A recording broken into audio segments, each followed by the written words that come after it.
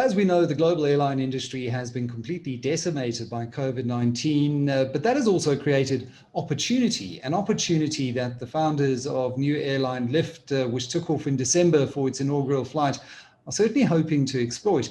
I'm joined now by Gidon Novick, who's a respected name in aviation, the former CEO of Kulula, and the brains behind the liftoff. Gidon, welcome to the show. Some might say you're a little bit mashuga launching an airline in the middle of a global pandemic. What is the opportunity set that you see in the local industry right now? Yeah, obviously the industry's been decimated, the entire travel industry, in fact. This is an industry that is critical globally in terms of trade, in terms of tourism. And here on the southern tip of Africa, it's absolutely essential that we have a well-functioning aviation system to support our economy and to support tourism, which is, I think, one of the shining lights of potential in the South African economy. Why now? A few reasons. One is existing airline models are broken.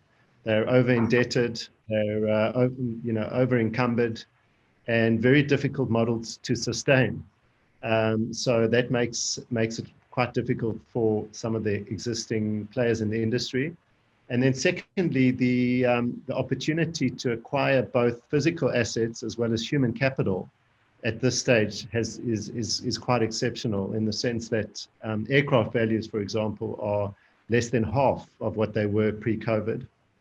And then on the talent side, and we've seen it in such an incredible way with Lift, there are so many incredibly talented, capable, motivated, ambitious people in the industry that we're not doing anything, and we're out of a job.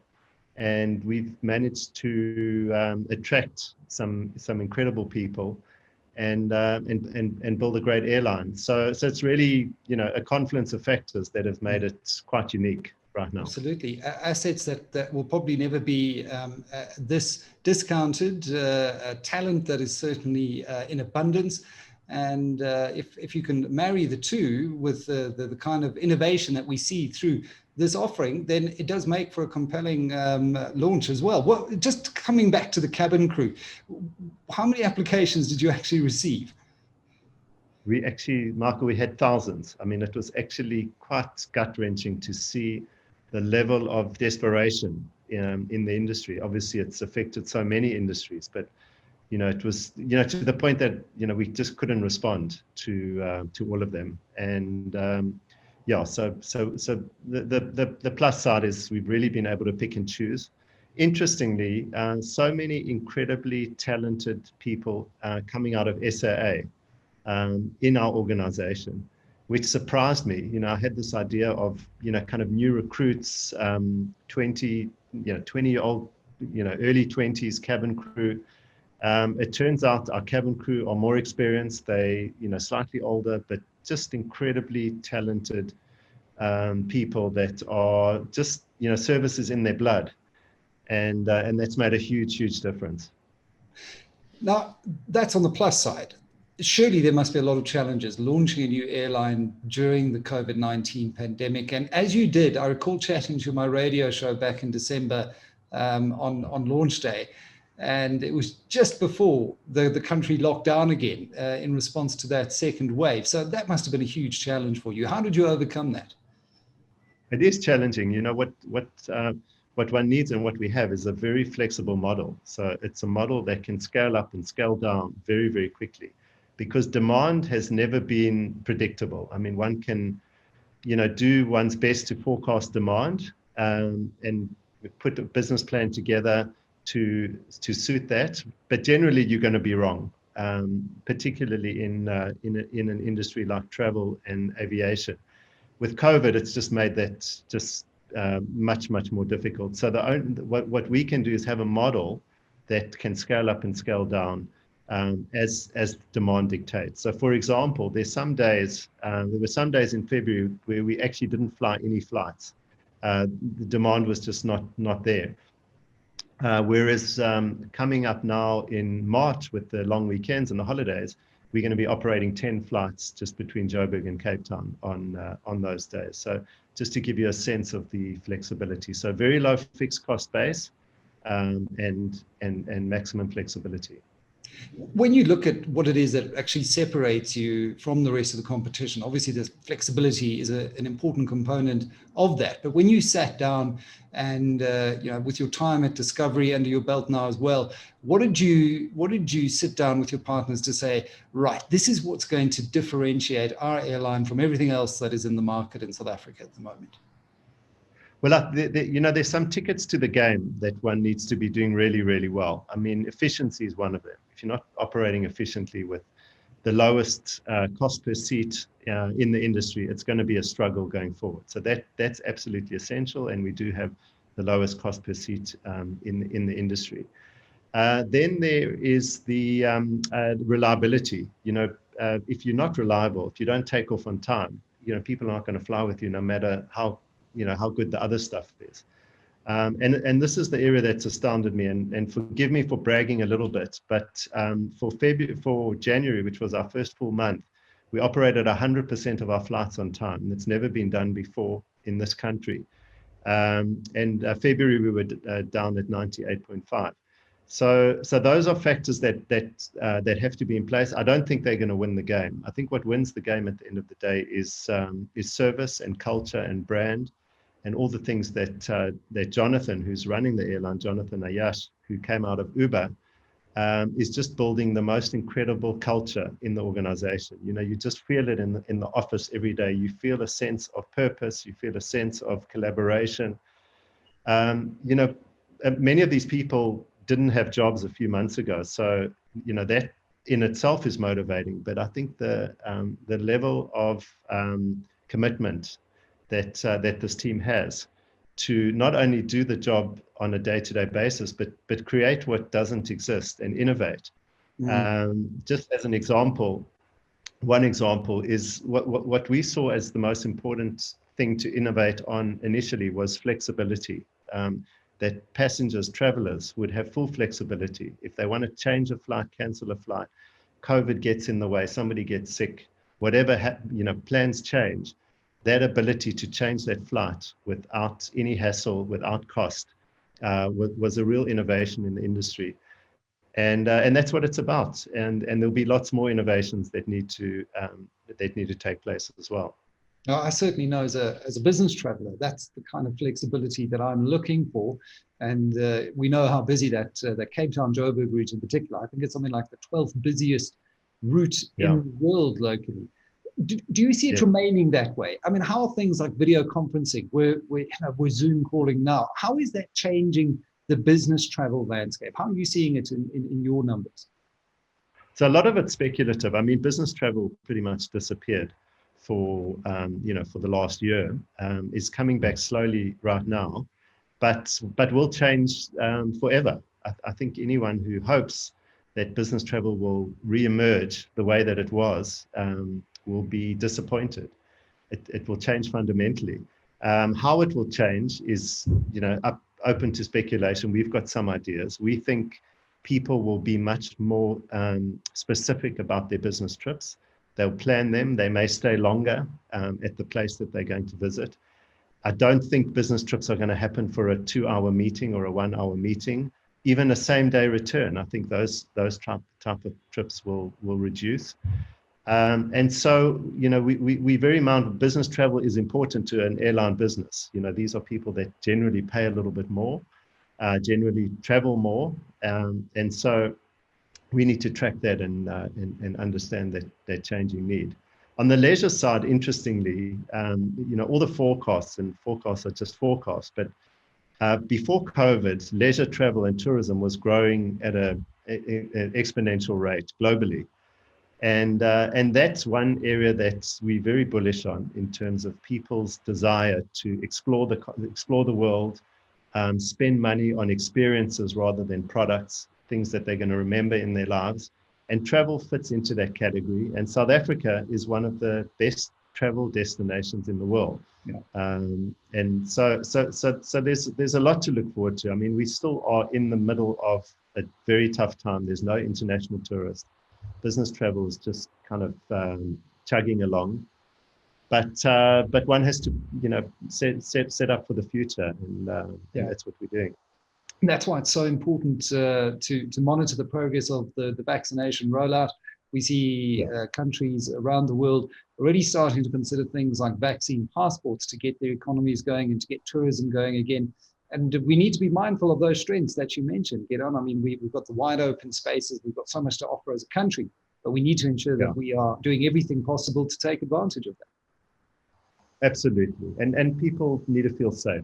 First and foremost, the one thing that hits the travel industry more than anything else historically is safety and security. So that absolutely has to be in place. And then we can build from there. And I see, Gidon, a lot of what you've done as well. I mean, if you look at the innovation that you're bringing to the model, a lot of this is also about collaboration with other big brands. One thinks of Superbalist, snacks from Vida and the like. What more innovation can we expect on the collaboration front? I'm so excited that you raised it. I mean, to start off with, South Africa has the most incredible creativity. And creativity is the future of the world, in my view, because so much has got to be invented that doesn't exist. And that really revolves around imagining how things could be different. And we're working with brands that do that because we can only do so much ourselves. And then we need to work with brilliant South African brands. One of our missions really is to, uplift this sense in South Africa that we are behind, that we are in a bad place, that we are struggling, with a sense that we actually have immense potential. I think we all know it, but we're almost afraid to talk about it and explore it. So in that context, working with brands like Vida E, which is just this incredible coffee brand that struggled through a period of time and has emerged as just a world-class, coffee snack offering. Superbalist, which is, this online retailer, and I am giving them a pun, so forgive me, but it really is a sense of pride when you see South African companies punching above their weight. In the world of e-commerce, which globally is so massively competitive, an offering like Superbalist, which, is just such a neat, beautiful online offering. And our crew just love it because, this gives them a chance to shine. We were talking about them and the struggles that they've had. And now they, in this gear, they look good, they feel good. They're serving our clients something that they've always wanted. They've always wanted a good cup of coffee. It should never have taken this long to get a good cup of coffee in America. Airline coffee is... Yeah, it's sometimes the smaller things, but the next, and I'll give you a sneak preview, the next kind of arena of collaboration is in the world of arts, music, art, and we're going to be collaborating with iconic South African artists, as well as up-and-coming South African artists to help them get exposure. Airlines get a lot of attention for whatever reason. People love airlines, they love stories about airlines, they love experiencing airlines, and we're going to use our platform to expose the brilliance of South African artists. I think that's fantastic to hear, and you heard it here first on Business Talk at a time when the creative industries, and as someone who works in media, I'm acutely aware of the struggles of artists, of performing artists in particular, who've had their lifeblood taken away with no more live events, and how they are struggling at this time. So great to hear that a big brand that you're developing as Lyft, I'm no doubt will be in the future one of the big brands in the airline industry, is going to be fully supportive of the arts. What has the feedback been like from those who've traveled with you so far? Is it a novelty factor? What are people telling?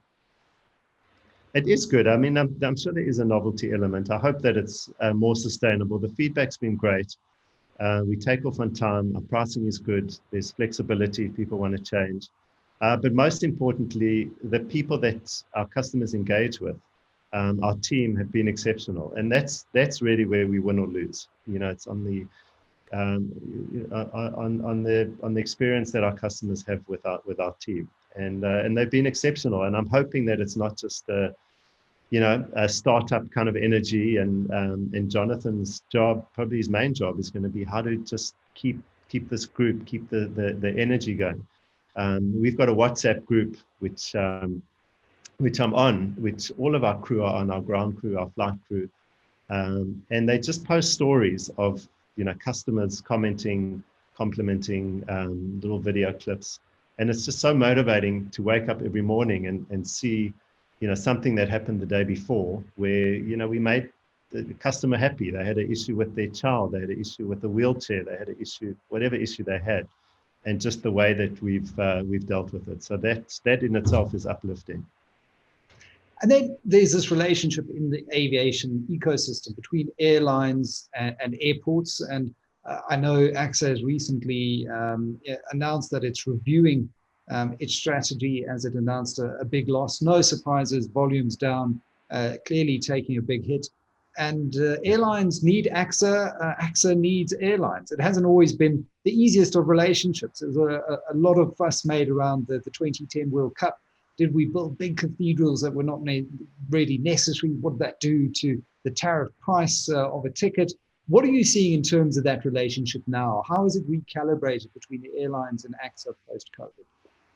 Yeah, listen, we're in it together. I mean, that's the bottom line. And that's, this has made us realize that we really both need to be successful. Infrastructure providers, service providers are all in this thing together. We have world-class infrastructure in this country, including AXA airports. I mean, these are phenomenal airports that work really, really well. You're not going to get 100% on-time performance in a subpar airport. So, it's all there. It's kind of, again, I think the story of South Africa, it's all there. It's waiting for us. We've got it. We've got what it takes. We've got the infrastructure. We've got the people. And we've just got to make it happen. In that spirit, what is the one big lesson, if you to look back at COVID, that we can learn from this pandemic to unlock that potential in South Africa? I think that there's always opportunity to do something. There's always opportunity to take action. Sometimes it's taking action in the context of a crisis and dealing with the crisis before one can think about the future. But these crises pass, and then once that phase is over, then it's about building for the future.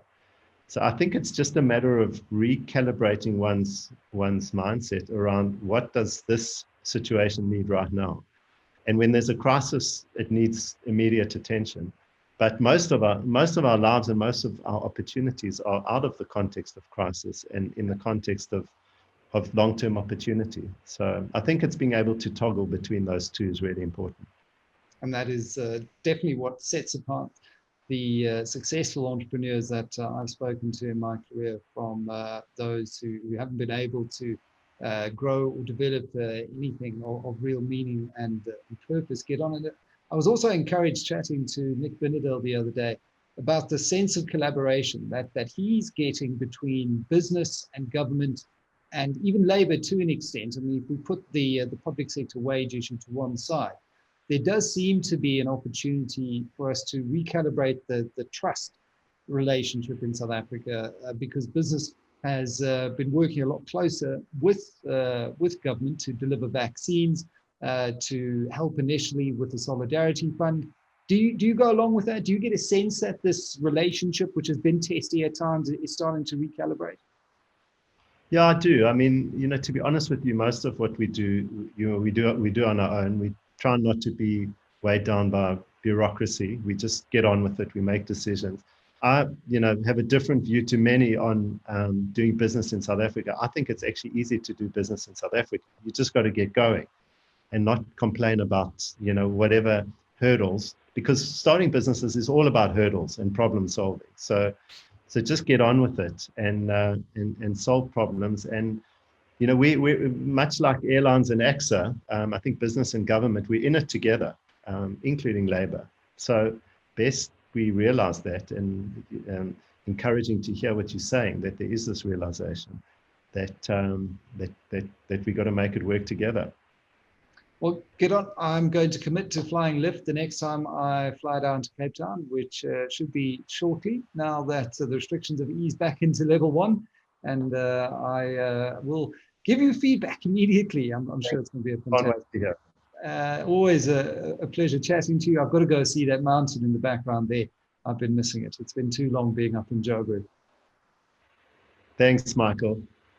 That was Gidon Novick, a very well-respected name in aviation, the joint head of Lyft, along with Jonathan Ayash, who was head of operations for Uber in sub-Saharan Africa, who were mature enough to launch an airline in the midst of a pandemic, and clearly their vision has proven to be correct. No matter how difficult the challenges, the airline is going from strength to strength. You've been watching Business Talk here on Business Tech with me, Michael Avery.